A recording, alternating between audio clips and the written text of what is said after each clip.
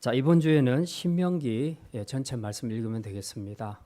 해마다 우리가 좀 중간에 잘렸는데 이번에는 가능하면 안 자르고 그냥 통으로 하기 위해서 이번 주에는 신명기 전체를 읽습니다. 장수가 조금 많더라도 이렇게 한꺼번에 끝내는 것이 나을 것 같아서 이렇게 결정을 했으니까 이번 주에는 신명기 전체를 읽어주시길 바랍니다. 오늘은 그 중에서 신명기 8장 말씀 생각합니다. 신명기라는 말씀은 그 반복된 율법이다 하는 그런 뜻입니다. 출애굽기와 레위기와 민수기에서 이미 이 하나님의 말씀, 율법을 말씀했는데 신명기에서 그걸 다시 풀어서 재해석을 하는 내용이 바로 신명기입니다. 이스라엘이 가나안 땅에 들어가기 70일을 앞두고 요단강을 바라보면서 그 땅을 바라보면서 모압 평지에 모여서 모세로부터 설교를 듣게 되는데요. 이제 모세가 한 설교의 긴 내용이 바로 신명기입니다. 가데스 바네아에서 한 11일이면 갈 수 있는 이 가나안 길을 이스라엘은 불순종 때문에, 불신앙 때문에 무려 38년, 토탈에서 40년이 걸려서 가나안 땅에 들어가게 됩니다.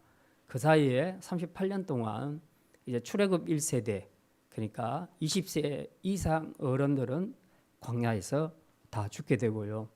20세 이하와 광야에서 태어난 세대들만이 이제 다음에 가나안 땅으로 들어가게 됩니다. 굉장히 역사적인 순간이죠. 많은 사람들이 죽었지만 새로운 다음 세대를 이끌고 지금 가나안 땅에 들어가게 되는 그 시점, 이제 저 강만 건너면 하나님이 약속하신 그 땅에 도착할 수 있다는 그 기쁨과 기대감, 이런 것들이 굉장히 충만하지만 지도자는 항상 그런 것만 있는 것이 아닙니다.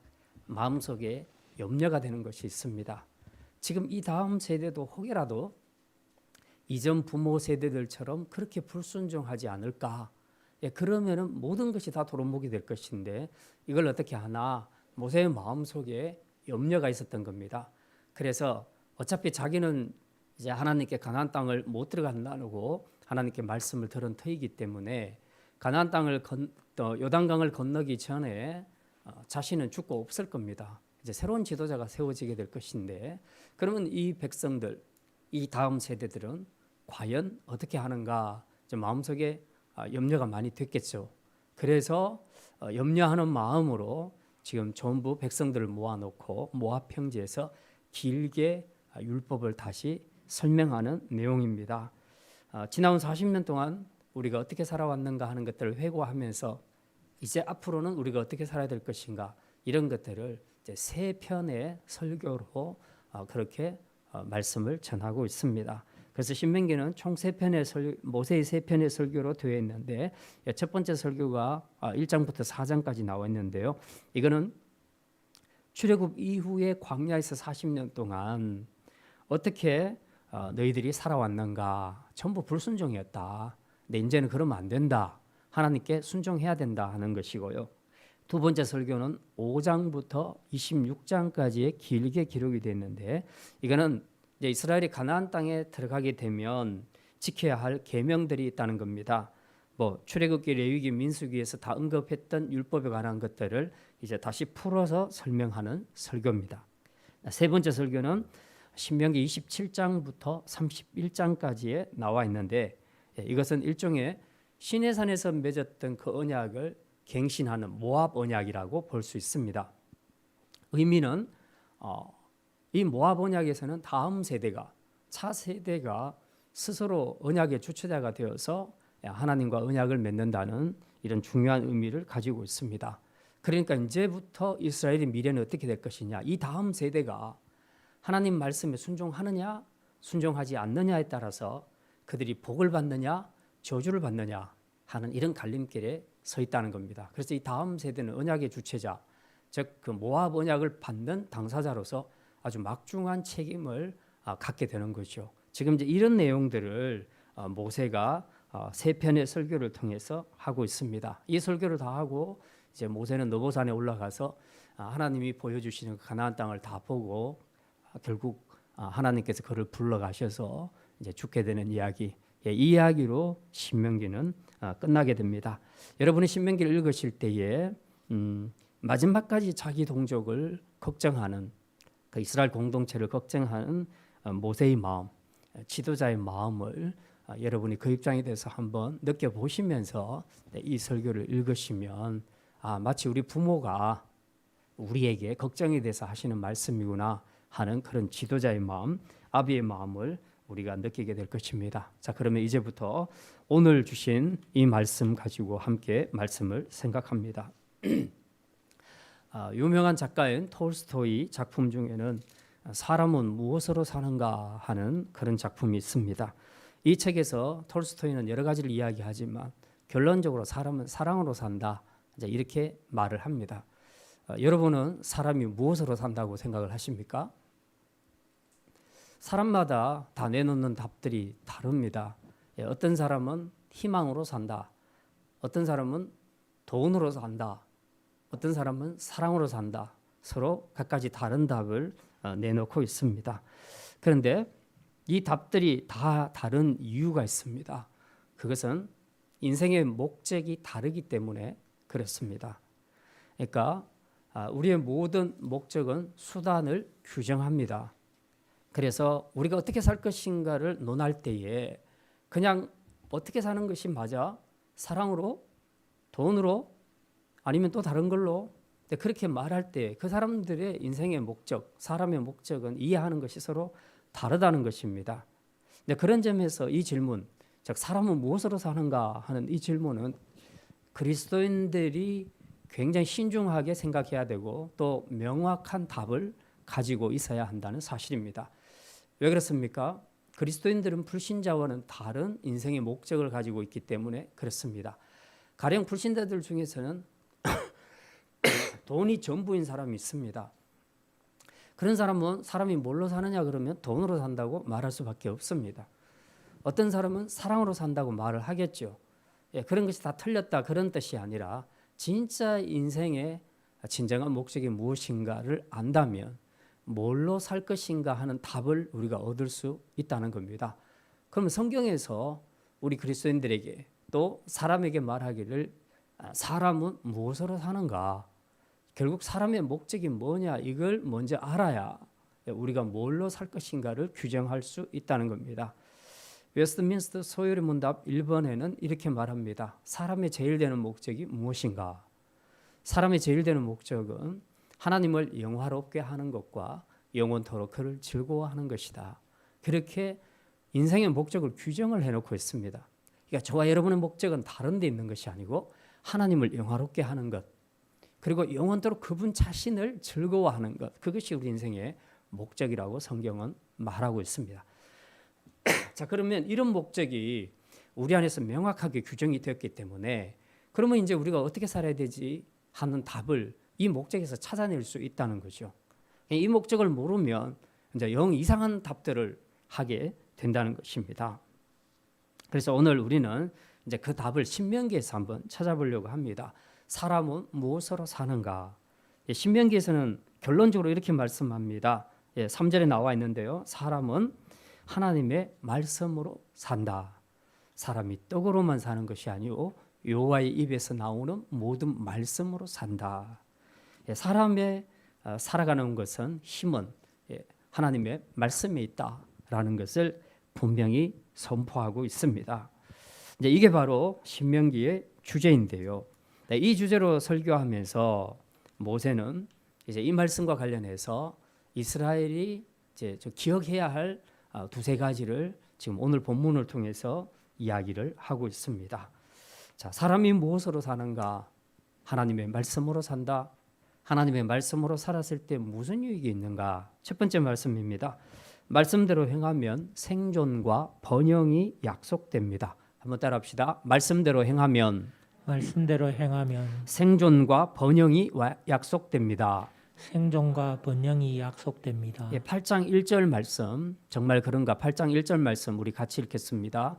내가 오늘 명하는 모든 명령을 너희는 지켜 행하라. 그리하면 너희가 살고 번성하고 여호와께서 너희 조상들에게 맹세하신 땅에 들어가서 그것을 차지하리라. 여기 1절에 보면요. 이스라엘 백성들이 하나님의 말씀을 지킬 때에 받게 되는 축복을 세 가지로 이야기하고 있습니다. 첫째는 너희가 살고 사는 축복이 있고, 두 번째로는 너희가 번성하고 번성의 축복이 있고, 세 번째는 약속의 땅에 들어가게 되리라. 가나안 땅 입성 성취의 축복을 받게 된다. 이렇게 말씀하고 있습니다. 자, 이게 뭔지 우리가 조금 더 자세하게 살펴보겠습니다. 너희가 살고 하나님의 말씀 따라 살면 너희가 살게 되고, 이게 무슨 말입니까?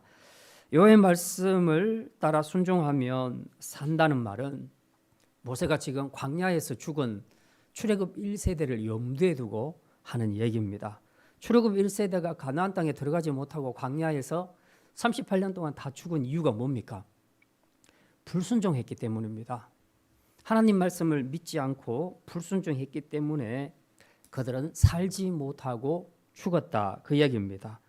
사실 이제 이스라엘 백성들이 불순종한 사례는 굉장히 많이 나옵니다. 신명기에서만도 벌써 그들이 나를 10번이나 어겼다, 번역하였다, 배반하였다 이렇게 말씀하고 있습니다. 그런데 그 많은 사건들 중에서도 가장 대표적인 불신앙, 불순종 하나를 꼽으라면 가데사 바네아에서의 12정탐꾼 사건이라고 볼 수 있겠습니다. 이게 가장 획기적인 것이에요.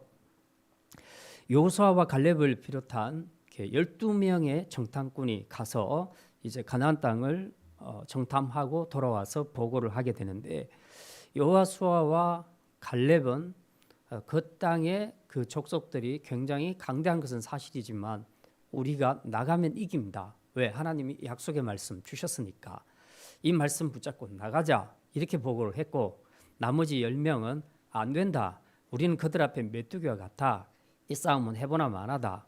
그러자 그 보고를 들은 이스라엘 백성들이 10명 정탐꾼의 불신의 보고를 더 신뢰하게 됩니다.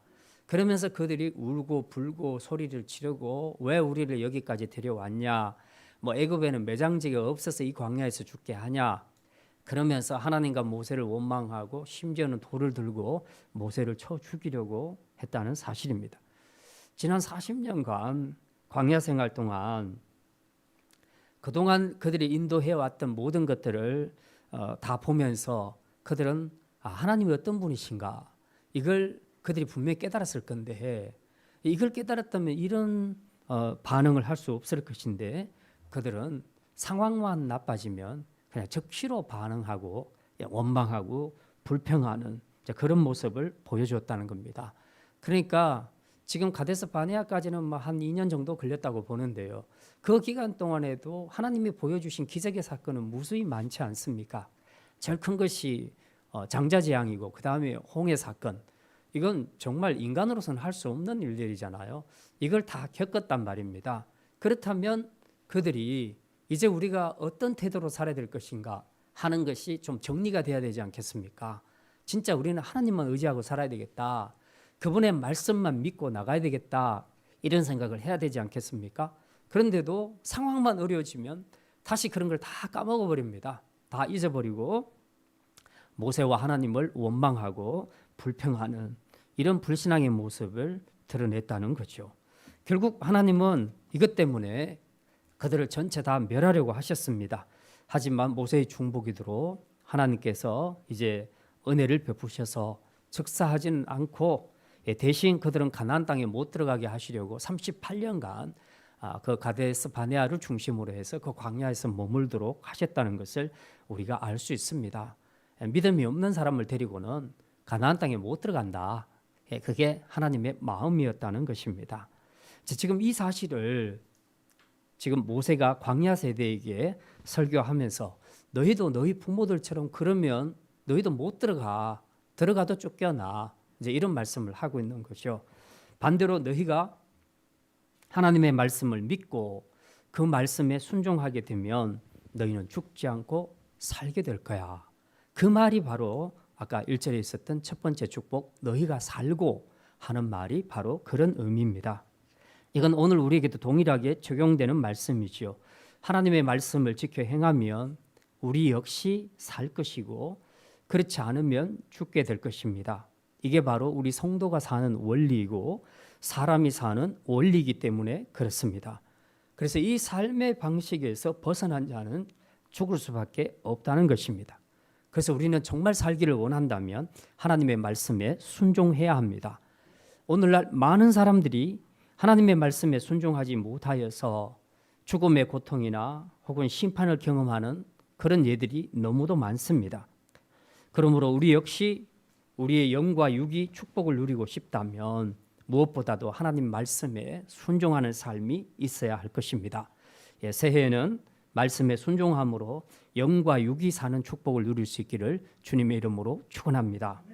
자, 두 번째 축복은 1절 두 번째 나옵니다. 번성의 축복입니다. 너희가 번성하고, 번성한다는 것은 이스라엘 백성들의 수가 많아진다, 그리고 세력이 강대해진다 하는 것을 의미합니다. 말씀에 순종하는 자에게 하나님이 주시는 두 번째 축복이 바로 번성과 번영의 축복입니다. 실제로 이스라엘 역대 왕들을 쭉 보면요, 그 중에서 특별히 그 시대의 부귀영화 혹은 승리, 이런 것들을 누렸던 왕이 있었습니다. 그게 바로 다윗과 솔몬 왕 때였죠.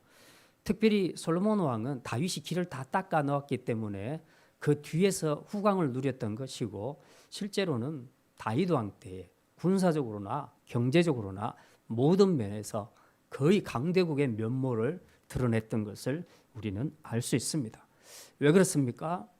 그 이유를 신앙적인 이유에서 분명히 찾을 수 있습니다. 다윗은 하나님을 사랑했고 하나님의 말씀에 철저하게 순종하는 사람이었기 때문에 그렇다는 겁니다. 일반적으로 왕의 자리에 오르게 되면 사람은 교만하기가 쉽습니다. 그래서 자기 위에 하나님이 계신 것을 다 잊어버립니다. 그런데 다윗은 그렇게 하지 않았다는 거죠.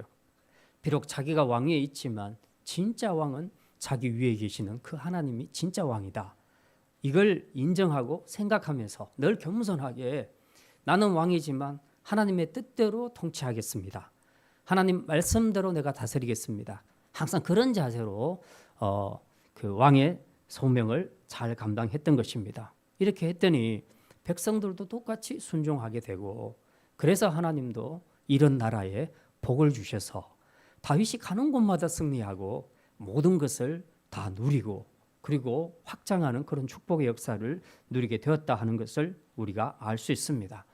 오늘날 많은 성도들이 삶에서 좀 번영하고 싶고 또 축복을 받고 싶어하는 이런 마음들은 누구나 다 가지고 있습니다.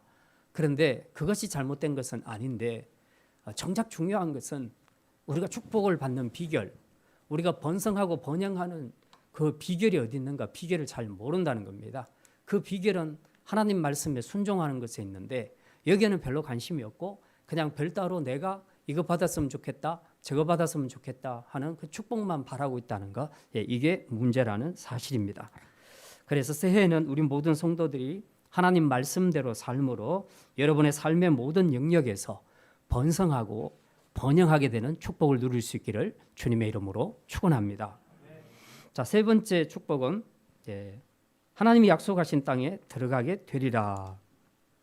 지금 차세대 광야 세대는 아직 들어가지 않은 상태에 있습니다. 모압 평지에 모여 있는 상황입니다. 그러나 이제 곧 머지않아 그들은 요단강을 건너서 약속의 땅 가나안으로 들어가게 될 것입니다. 그러면 들어가면 그냥 그 땅을 자동으로 차지할 수 있는가? 그렇지는 않죠. 가나안에는 7 족속, 무서운 족속들이 기다리고 있습니다. 그들은 자기 땅을 빼앗기지 않으려고 피를 흘리는 전투를 분명히 일으킬 것입니다. 그렇기 때문에 이 땅을 쉽게 차지할 수 있는 것은 아니라는 겁니다. 그러면 어떻게 차지할 것인가? 방법은 하나밖에 없습니다. 하나님 말씀에 순종하는 겁니다. 순종하고 나가면 하나님이 다 대신 싸워주신다.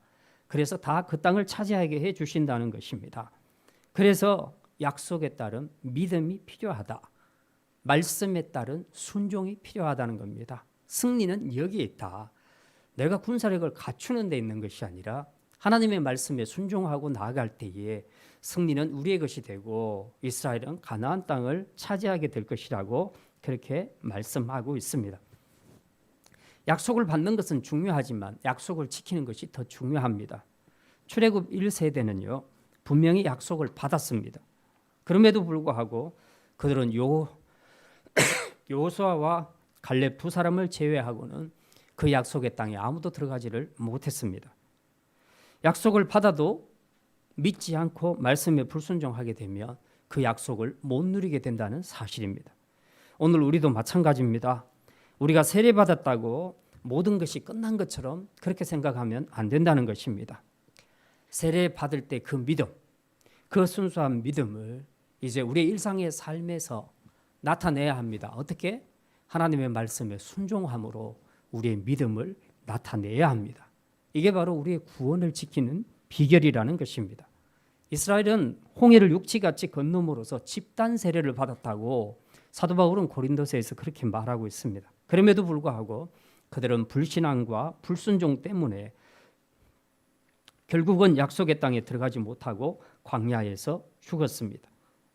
세례받은 그 사실만 구원의 공식으로 내세울 것이 아니라 구원받은 백성이라면 구원받은 백성다운 삶을 보여줘야 한다. 그게 바로 하나님의 말씀에 순종하는 삶이라. 이게 나타날 때 최종적으로 가나안 땅에 들어가서 그 땅을 차지하게 될 것이라고 말씀하고 있습니다. 이제 두 번째 말씀입니다. 사람이 무엇으로 사는가? 하나님의 말씀으로 사는데 이 말씀으로 사는 것의 구체적인 내용을 이제 두 번째로 말씀합니다. 한번 따라하겠습니다. 사람이 사는 것은 떡이 아니라 하나님의 말씀으로입니다. 한번 따라합시다. 사람이 사는 것은 떡이 아니라 하나님의 말씀으로입니다. 떡이 아니라 하나님의 말씀으로입니다. 2절에 보면 모세는 하나님이 이스라엘로 광야길을 걷게 하셨다 이런 표현을 쓰고 있습니다. 광야길을 걷게 하셨다. 이게 무슨 말이냐? 물론 광야 길을 걸은 것은 맞고요. 왜 광야길을 걸어가게 하셨는가? 이것은 일종의 훈련이라는 것입니다. 사람이 사는 데는 양식만, 육의 양식만 필요한 것이 아니라 영의 양식도 필요하고요. 그리고 더 성장하기 위한 영적인 훈련도 필요합니다. 한마디로 이스라엘은 말씀으로 사는 훈련을 광야에서 받았다. 말씀으로 사는 훈련을 광야에서 받았다. 그렇게 우리가 생각할 수 있습니다. 그래서 하나님께서는 이스라엘을 광야길로 인도하셨다고 말씀하고 있습니다. 자, 그런데 이제 이 과정에서 하나님은 이제 두 가지 사실을 보여줍니다. 첫 번째는 낮추고 시험하는 단계를 허락하십니다. 하나님은 이스라엘을 낮추고 시험하신다는 겁니다. 자, 우리 2절 말씀 같이 읽겠습니다. 내 하나님 여호와께서 이 40년 동안에 내게 광야길을 걷게 하신 것을 기억하라. 이는 너를 낮추시며 너를 시험하사 내 마음이 어떠한지 그 명령을 지키는지 지키지 않는지 알려 하심이라. 여기 2절에 보면요, 하나님이 광야에서 이스라엘 백성들을 훈련하실 때 그 훈련하신 툴이 뭐냐? 방법이 어떤 방식을 사용하셨느냐? 이스라엘을 낮추는 방식을 사용하셨다는 겁니다. 낮춘다는 것은 뭡니까? 겸손케 한다 혹은 괴롭힌다 하는 의미를 가지고 있는데요. 하나님이 이스라엘을 이 광야에서 훈련을 통해서 그들을 괴롭히셨다. 이제 그렇게 말씀합니다. 이 괴롭힘이 결국은 훈련이라는 거죠. 사실 광야 생활은 우리가 상상하는 이상으로 불편하고 힘든 삶입니다. 우선 의식주 문제만 하더라도 광야에서 의식주 문제를 해결하는 것은 여러 가지로 정착된 삶을 사는 가나안의 삶과는 비교할 수 없이 불편하고 그리고 비천하기 짝이 없습니다. 가령 우리가 안정된 집에서 생활을 하다가 가끔씩 우리 학생 때 청년 때는 저도 이제 텐트를 가지고 친구들이랑 가서 텐트 생활을 며칠 한 적이 있습니다. 처음에는 그렇게 하면 굉장히 새롭고요. 집에서 살지 않고 텐트 생활하는 것이 굉장히 새롭고 기분이 좋습니다. 그런데 그 생활을 1년, 10년, 40년 하라 그러면 어떻겠습니까? 그건 정말 힘들겠지요. 안락한 집을 떠나서 아무리 좋은 시설이 있어도 광야에서 그 재래 텐트 속에서 40년간을 살게 한다는 것은 굉장히 비천한 삶입니다. 그 음식도 똑같아요.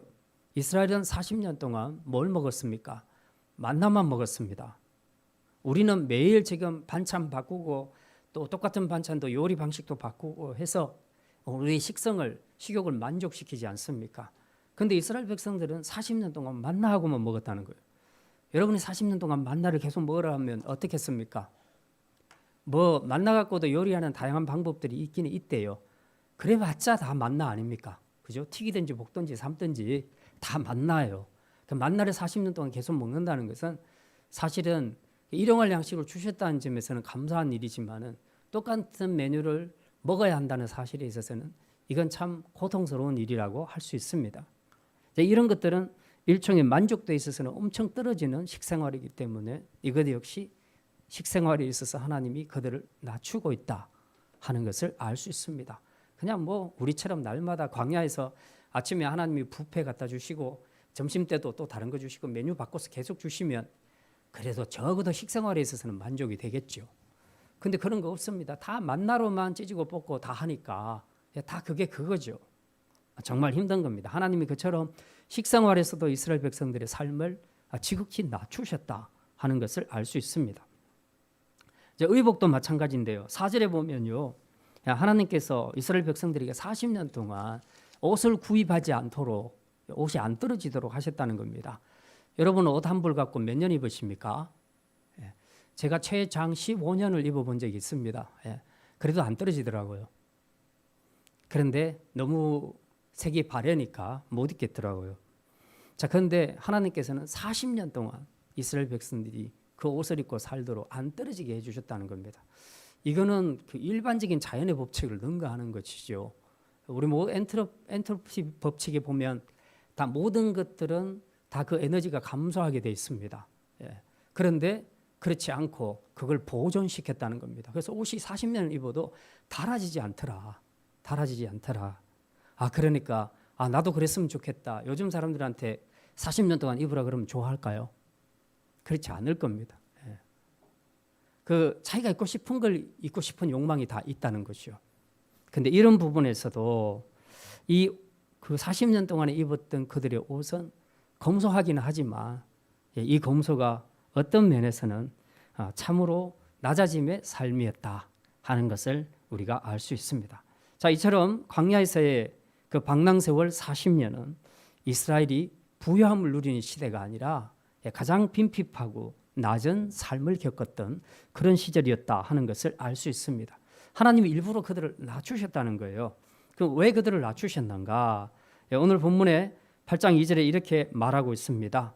8장 2절 말씀, 이는 너를 낮추시며, 하반절입니다. 이는 너를 낮추시며, 거기서부터 같이 읽습니다.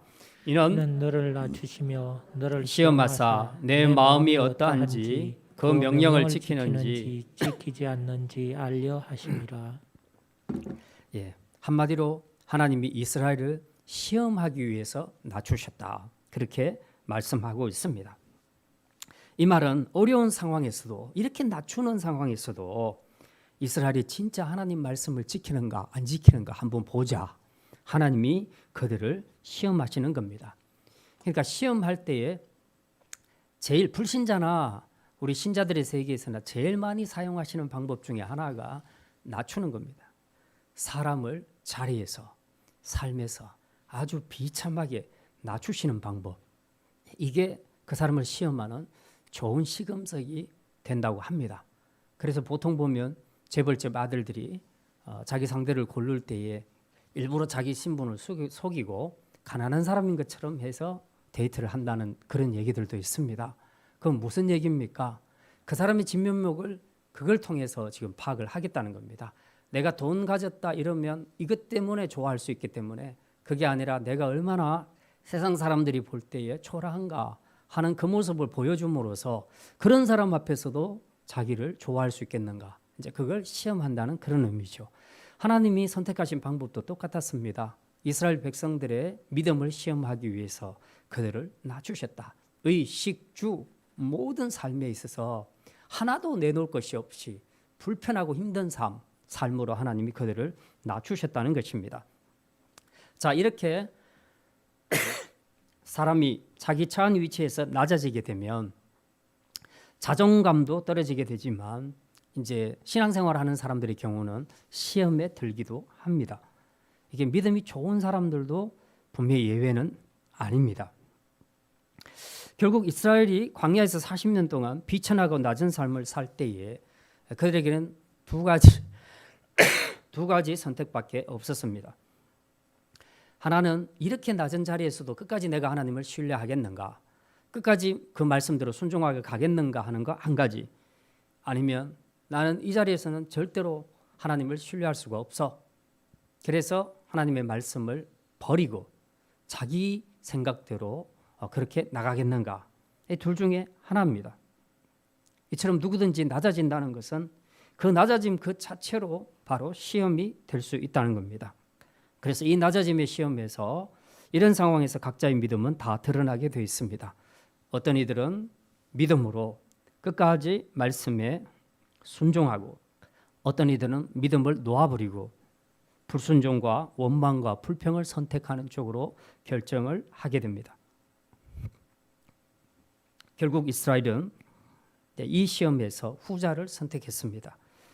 그들은 낮은 위치에 처하게 되자 하나님의 백성의 그 살아가야 하는 그 원리, 그것이 말씀에 있다는 것을 온전히 보여주지를 못했습니다. 상황에 따라 그들은 불평하고 원망하고 불신앙하는 그런 태도로 결정을 하게 되었다는 사실입니다. 오늘 우리도 마찬가지입니다. 평소에 우리에게 아무 문제가 없을 때는 신앙이 있어 보이고 말씀에 순종하는 것처럼 그렇게 보여집니다. 그러나 낮아지는 그 시험대 위에 서게 되면 어느새 우리 안에는 민낯이 드러나게 됩니다.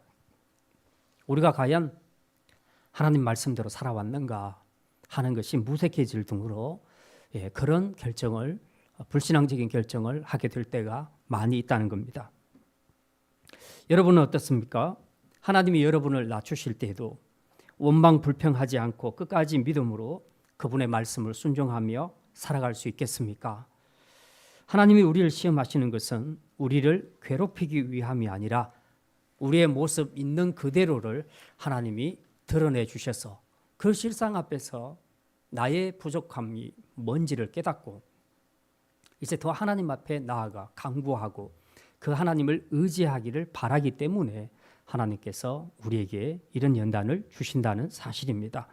새해는 우리가 어떤 형태로 낮아지는 상황이 온다 할지라도 쉬 포기하거나 원망하지 말고 끝까지 하나님을 신뢰함으로써 말씀에 순종하는 길을 선택하는 그런 성도들이 되시기를 바랍니다.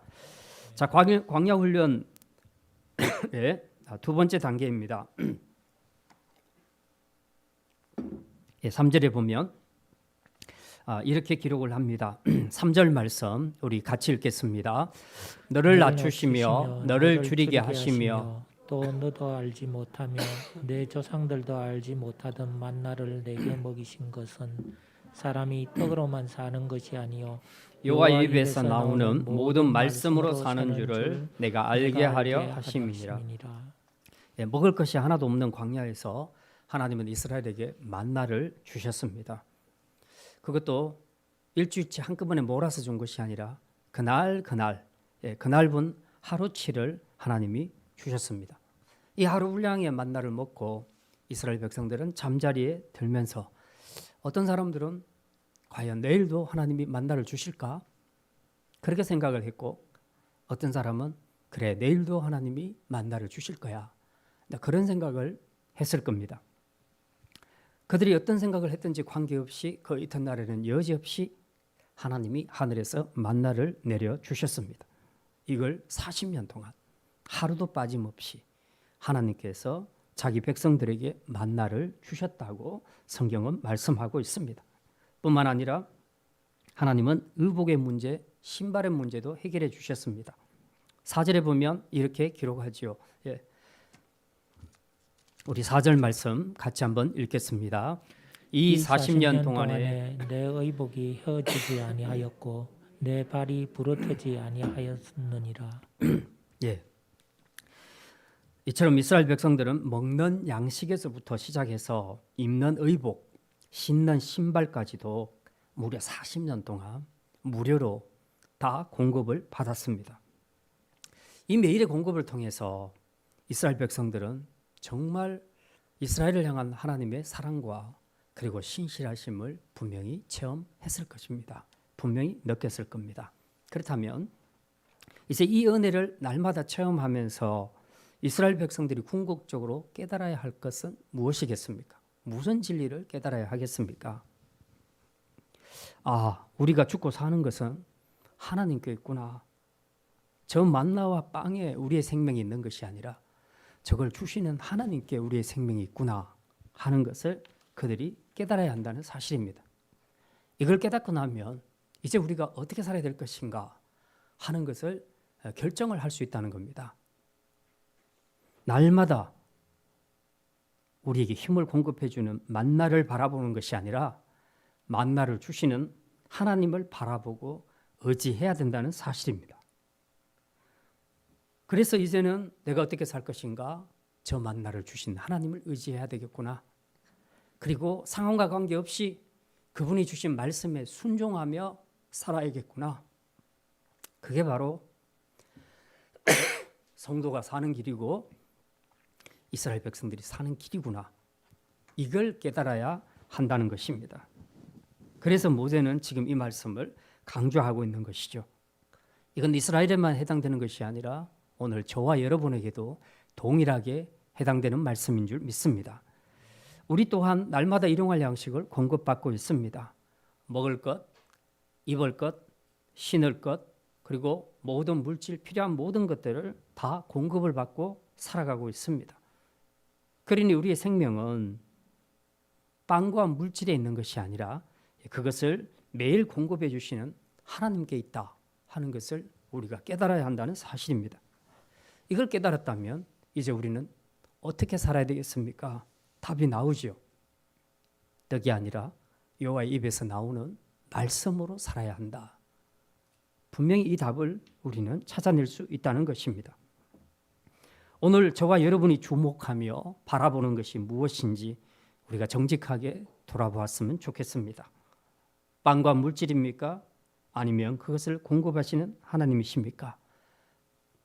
뜻밖에도 아직 많은 성도들의 시야에는 빵과 물질 그런 것들이 더 많이 자리 잡고 있는 것을 우리가 보게 됩니다. 그 빵과 물질, 우리의 필요한 모든 일용할 그 모든 것들이 사실은 하나님으로부터 온다.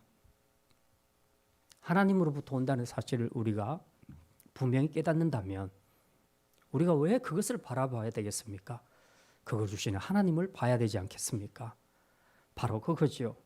그래서 우리는 구원받은 성도가 무엇으로 살아야 하는가에 대한 답을 이 신명기에서 우리는 확실히 찾아낼 수 있습니다. 그것은 바로 하나님의 말씀으로 사는 것이다. 이제 말씀을 마칩니다. 모세는 이스라엘이 가나안 땅에 들어가기 전에 모압 평지에서 지난 40년 세월 동안 이스라엘이 광야에서 훈련받은 것을 회고하면서 이 모든 것이 결국은 하나님 말씀에 청종하여 복받는 자 되게 하기 위함이라는 그런 내용의 설교를 했습니다. 오늘 두 가지 말씀드렸습니다. 첫째, 말씀대로 행하라. 그러면 너희가 살고 번성하리라. 둘째, 사람이 사는 것은 떡이 아니라 하나님의 입에서 나오는 말씀이다. 이 원리를 이스라엘이 잘 명심하고 살면 그들은 복받는 민족이 될 것이라는 겁니다. 반대로 이들이 이것을 거역하게 되면 그들에게는 벌과 저주가 따라올 것이다. 그렇게 신명기는 말씀하고 있습니다. 그래서 이것을 이 약속을 가장 확실하게 실현시키는 것을 보여주는 것이 바로 광야 학교라는 것입니다. 이스라엘이 잘못했을 때에 하나님은 광야에서 철저하게 징계를 하셨습니다. 오늘 5절 말씀에 그 내용이 나와 있습니다. 우리 5절 말씀 같이 읽습니다. 너는 사람이 그 아들을 징계함 같이 내 하나님 여호와께서 너를 징계하시는 줄 마음에 생각하고 여기 이스라엘 백성들이 잘못했을 때에 하나님께서 징계하시는데 마치 아비가 아들을 징계함 같이 징계하셨다. 그렇게 말씀합니다. 무슨 얘기입니까? 징계는 멸망케 하기 위함이 아니라 오히려 이스라엘을 사랑함으로 다시 회복케 하고 하나님의 백성답게 살도록 하기 위한 것이라는 것을 우리가 알 수 있습니다. 결국 이 삶을 통해 이 징계와 연단과 훈련의 과정을 통해서 하나님은 마지막에 어디까지 이르게 하신다고 말씀합니까? 이제 6절의 결론의 말씀이 나와 있습니다. 6절 말씀 같이 읽겠습니다. 내가 하나님 여호와의 명령을 지켜 그의 길을 따라가며 그를 경외할지니라. 결론입니다. 예. 하나님의 사람은 말씀으로 사는데 이 말씀으로 사는 그것을 위해서 하나님은 때로는 징계하시고 때로는 연단시키시고 훈련을 시키셨다. 그래서 결론은 여호와의 명령을 지키며 그의 길을 따라가며 그를 경외하는 삶으로 인도하는 것, 그것이 하나님의 광야 생활을 인도하신 목적이었다는 겁니다. 그래서 이 긴 광야의 여정을 통해서 주신 교훈이 바로 사람은 떡이 아니라 하나님의 말씀으로 사는 것이다 하는 교훈이었습니다.